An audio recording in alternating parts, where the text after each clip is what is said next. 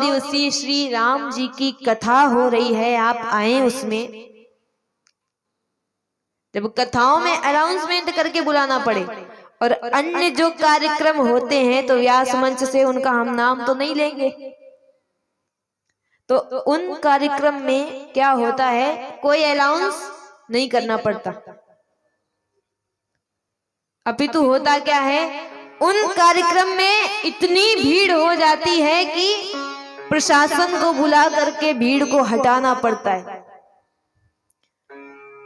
तो समझ लीजिएगा कि जब ऐसा ही समय आ जाए कि कथा में आने के लिए अनाउंसमेंट करने पड़ रहे हो, अन्य आयोजनों में जाने के लिए भीड़ हटानी पड़ रही हो, समझ लेना कलयुग आ गया है। जब भगवान के भजन अच्छे ना लगे, यो हनी सिंह के भजन बहुत अच्छे लगे, तब समझना कलयुग आ गया है। लोग कह देते कि कलयुग आ गया है, हम क्या करें, कथा में मन लगता नहीं है। कथा में मन तब लगेगा जब आप प्रयास करेंगे। एक दिन मन नहीं लगेगा, 2 दिन मन नहीं लगेगा, चलिए 3 घंटे की कथा है, आधा घंटा भी अगर आपने मन से सुनी कथा और जब समझ में आएगी तो जिज्ञासा भी बढ़ेगी, आनंद भी आएगा। और जब कथा में आनंद आने लग जाएगा तो मैं कहती हूँ केवल 9 दिन की कथा ही नहीं, यहाँ 9 दिन आप कथा सुनेंगे, 10वें दिन स्वयं घर पर रामचरितमानस खोलकर पढ़ेंगे, अगर एकाग्रता के साथ में, भाव के साथ में कथा सुन ली। ये नहीं कि हमने वर्ष में 365 दिन होते हैं, अब उन 365 दिन में केवल 9 दिन यदि हम विचार करें, कथा सुने, और बाकी जो दिन हैं उनमें हम बुराई करें, चुगली करें, गलत काम करें, तो क्या भक्ति जागृत होगी हृदय में? कभी नहीं होगी। इसीलिए 9 दिन कथा सुने, 10वें दिन अपने घर पर रामचरितमानस पढ़े और अकेले ना पढ़े। जितना हो सके घर के जो सदस्य हैं उनको भी बुलाएं कि आओ बैठो। यदि 4 घंटे हम मोबाइल को दे सकते हैं, 10-15 मिनट मानस को देते। और यदि फिर भी घर के व्यक्ति नहीं पढ़ रहे हैं तो आपको क्या करना है, आप ही पढ़िए, लेकिन मन में मत पढ़िए, जोर जोर से पढ़िए। वो पढ़ेंगे नहीं कोई बात नहीं, सुनेंगे, और जब वो सुनेंगे तभी मन हो जाएगा कि चलो ये पढ़ रहे हैं तो इनको देखकर ही सही, चलो साथ में हम भी 1-2 चौपाई पढ़ते हैं। तो मैंने पहले भी कहा था संकल्प लेना है। कितने लोग रामचरितमानस पढ़ने लगे हैं? क्या बात है, बोलो सियावर रामचंद्र की। तो यहाँ पर मैया ने भगवान का दर्शन किया, विचार किया है कि ये तो पुष्प तोड़ने में इनको पसीना आ रहा है, भला ये उस धनुष को कैसे तोड़ पाएंगे। उदास हो करके, नेत्र बंद करके मैया बड़ी दुखी हो जाती, मानो पहले प्रसन्न हुई देखकर, परंतु जैसे ही पता चला कि ये तो बड़े कोमल हैं, उदास हो गई। जैसे इतनी ठंड में आप सब कथा सुन रहे हो, कोई आए गरम गरम चाय लेकर के, अब चाय आपको दिखाए कि देखो ये गरम गरम चाय है और ठंड तो वैसे भी है, लेकिन मिलेगी नहीं पीने के लिए, केवल देख लो। तो पहले अगर चाय सामने आएगी तब तो हम हंसेंगे कि भाई चलो चाय मिल रही है, थोड़ा बहुत तो आराम आएगा, लेकिन केवल देखने के लिए हो, बाद में वो ले जाएं, देना। कहने का तात्पर्य मैया विचार कर रही है ये धनुष उठा नहीं पाएंगे। गिरिजा मैया से बार बार प्रार्थना करती हैं और कहती हैं जो फुलवारी में राजकुमार आए हुए हैं, आज तक मैंने आपकी पूजा की है, मैं इतना ही मांगती हूं कि आप उन दोनों राजकुमारों में से जो श्याम वर्ण के हैं, जो सांवले हैं, उन्हें आप हमारा पति बना दें। आशीर्वाद लेकर गई। इधर पुष्प लेकर के दोनों राजकुमार आते हैं। विश्वामित्र जी ने पूजा की है। अब यहां पर होता क्या है, विश्वामित्र जी ने जनक जी से कहा, आप जिस धनुष भंग की बात कर रहे थे, चर्चा कर रहे थे, ये दोनों राजकुमार उस धनुष को देखना चाहते हैं। आप कृपया करके इन दोनों राजकुमारों को ले जा करके वो धनुष दिखाएं। और जब धनुष दिखाने की बात आई, वाल्मीकि रामायण में तो है कि भगवान ने धनुष देखा, उठा लिया। मानस में है 10,000 राजा बैठे हैं उस एक धनुष को उठाने के लिए। एक दिव्य बड़ा सुंदर सिंहासन रखा गया, जहां 10,000 राजा बैठे थे, राजकुमार बैठे थे। उन्हीं के मध्य में एक बड़ा सुंदर सिंहासन, उसी पर विराजमान हुए विश्वामित्र जी। दोनों राजकुमार बैठते हैं, राम और लक्ष्मण। प्रण क्या लिया था? जानकी जी जब, किसी में वर्णन आता है कि 3 वर्ष की थी, किसी में 5 वर्ष की, किसी में 6 वर्ष की। तो यहां पर बचपन में मैया ने एक बार काम करते हुए, लेपन करते हुए इसी धनुष को उठा लिया था। और ये धनुष इतना दिव्य था कि कोई भी इसे उठा नहीं पाता था। परंतु मैया काम करती ही बड़े ही सरलता से उस धनुष को उठाया, लेपन किया, पुनः रख दिया। और जब इनकी मां ने यह देखा तो जनक जी से बताया। जब जनक जी से बताया तो उन्होंने प्रण ले लिया, इसने तो धनुष उठाया है, अब धनुष उठा जो तोड़ेगा वो ही मेरा जामाता बन सीता से नाता जोड़ेगा। इसने तो केवल इस धनुष को उठाया है, परंतु जो इस धनुष को भंग करेगा, इसका खंडन करेगा, वही मेरा जामाता होगा, वही सीता का पति होगा। ये मैं आज प्रण करता हूं।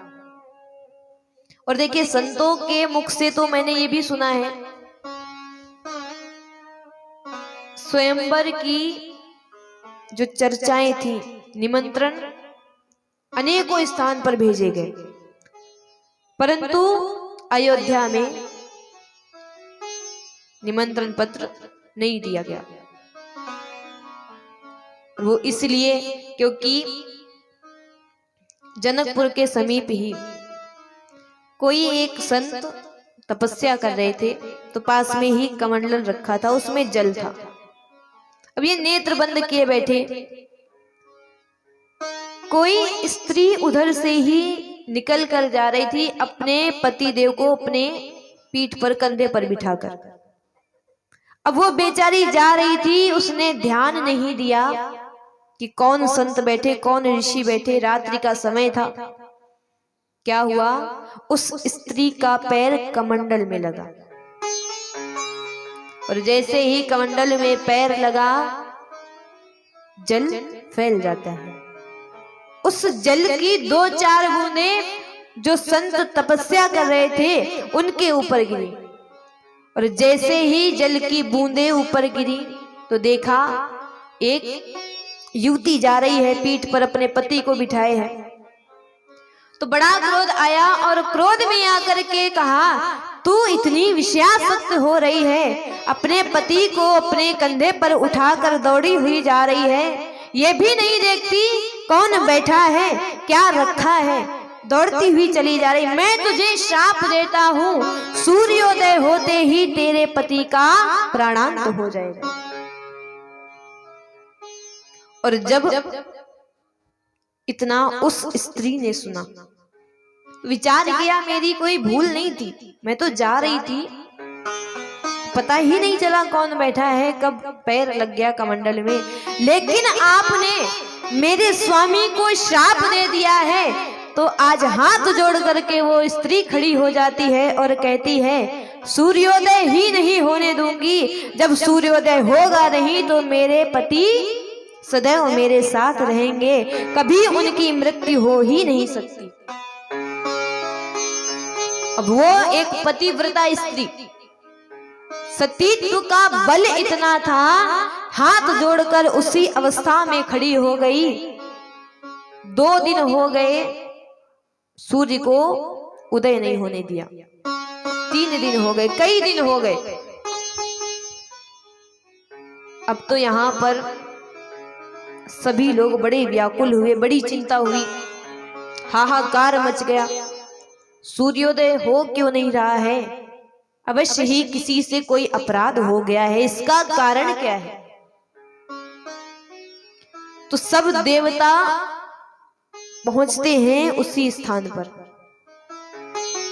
तो संत तो ये भी कहते हैं कि उस स्त्री से कहा गया कि सूर्योदय आप होने दीजिए।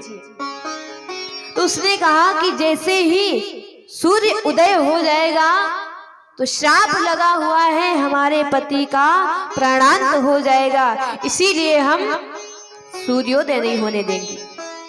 तो उन संत जी से बात की गई, तो वो कहते हैं कि एक संत का जो श्राप निकल चुका है वो वापस नहीं आ सकता। तब एक मार्ग निकाला गया, यदि कोई पतिव्रता स्त्री कच्चे धागे और कच्चे घड़े से कुएं से जल भर करके निकाले और उस जल से इसके पति को नहला दे, इसका प्राणांत नहीं होगा, चाहे सूर्योदय हो जाए। अब ये घोषणा करवाई गई,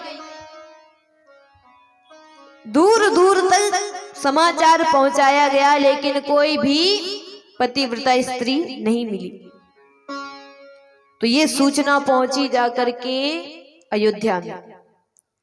कौशल्या मैया ने सुना और कौशल्या मैया अपने स्वामी से कहती हैं, दशरथ जी से कहती हैं कि ऐसी ऐसी बात है, यदि आपकी अनुमति हो तो ये कार्य मैं करना चाहती हूं। सूर्योदय होगा। दशरथ जी ने कहा यह अच्छा कार्य है, यदि जाना चाहती हो तो चली जाओ।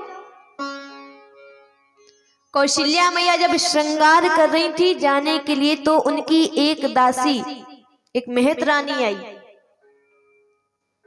उसने सारी बातें सुनी और कहा महारानी जी, जब आपके दास आपके पास हैं तो इतना छोटा सा ये काम है, यदि आप कहें तो इतना छोटा सा काम मैं करके आ जाती हूँ, आप क्यों कष्ट करती हैं? और जब किसी दास को भेजने से ही काम हो जाए तो बड़े लोग कहाँ जाते हैं? कौशल्या मैया कहती हैं यदि तुम जाना चाहती हो, इच्छा है तो तुम चली जाओ। वो मेहतरानी जाती है वहां पर, जैसा जैसा बताया गया, कुएं से जल निकाल करके उस स्त्री के पति को उसी जल से स्नान कराया।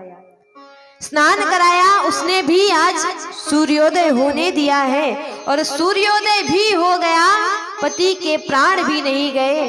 तो एक ये भय यहाँ पर था, जब सबको निमंत्रण दिया जा रहा था तब शतानंद आदि जितने भी महान महान संत थे वो बोले,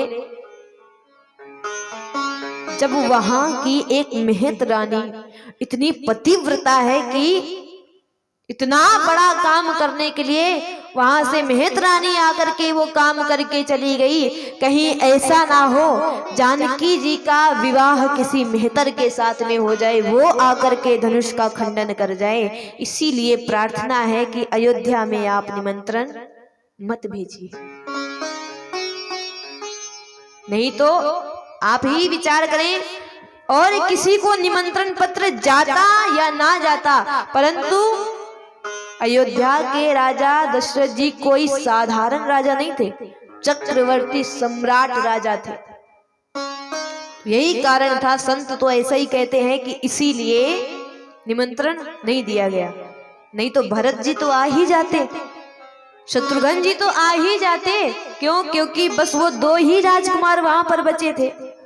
2 को तो पहले विश्वामित्र जी लेकर आए, लेकिन विश्वामित्र जी भी कहते हैं कि तुम निमंत्रण दो चाहे ना दो, हम पहले ले आए और हमें निमंत्रण मिला है तो राजकुमार हम लेकर आएंगे, सीता का विवाह भी कराएंगे। धनुष रखा गया। देखिए 10,000 राजा विराजमान हैं। प्रभु को देखा तो जो दुष्ट राजा थे वो क्या विचार कर रहे हैं? भगवान को वीर समझ रहे हैं, और वीर समझ करके ही ये भाव आ गया, ये इतने वीर हैं, कहीं ये धनुष ना उठा करके तोड़ दें, कहीं जानकी के साथ में ये विवाह ना कर लें। कुछ भगवान को देखते हैं तो भगवान में अपने सखा को देख रहे हैं। कुछ स्त्रियां देखती हैं, विचार कर रही हैं जानकी जी से इनका विवाह हो जाए, उस भाव से देख रही हैं। जनक जी देख रहे हैं हमारी बेटी के साथ में इनका विवाह हो जाए, उस भाव से देख रहे हैं।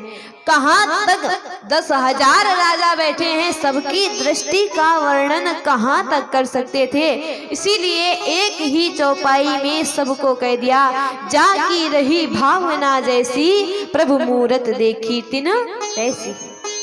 जिसकी जैसी भावना है वैसे ही दर्शन कर रहे सभी लोग।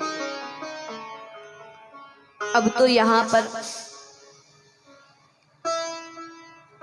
बड़े बड़े राजा हैं, धनुष उठाने की जब बात आती है तो अपना अपना बल देखते हैं, और मानो ऐसे चलते हैं ये धनुष हमसे उठा ही समझो। लेकिन सारे के सारे कामी हैं। पहले सीता मैया को देखते हैं, फिर धनुष को देखते हैं। कहने का तात्पर्य है